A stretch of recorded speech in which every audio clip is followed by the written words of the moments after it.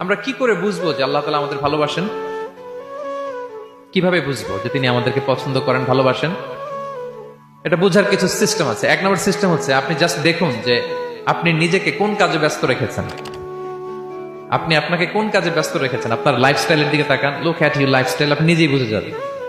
আপনি যদি দেখেন যে না, আপনার ভালো ভালো কাজে আপনার ব্যস্ততা, আপনার এঙ্গেজমেন্ট ভালো লোকদের সাথে, আপনার সার্কেলটা ভেরি গুড সার্কেল, ভালো কাজে আপনার মন টানে, আপনি ভালো কাজ করেন, যদি আপনার কার্যক্রম এরকম হয়, তাহলে বুঝে নেবেন আল্লাহ তাআলা আপনাদেরকে ভালোবাসেন। আলহামদুলিল্লাহ।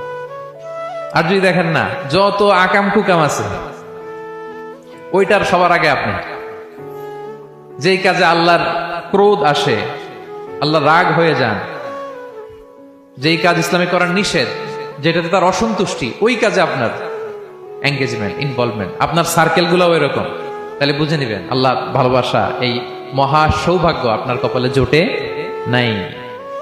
তাহলে এটা হচ্ছে একটা সিস্টেম। আল্লাহ আপনাকে ভালোবাসেন কিনা এভাবে বুঝবেন যে আপনি নিজেকে কোন কাজে ব্যস্ত রেখেছেন, একটু দেখুন, আপনি মিলাতে পারবেন।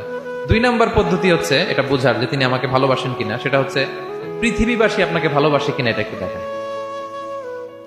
এই পৃথিবীর ভালো মানুষগুলোর কাছে আপনার একটা গ্রহণযোগ্যতা আছে কিনা এটা দেখেন। এটা দেখলে আপনি বুঝতে পারবেন।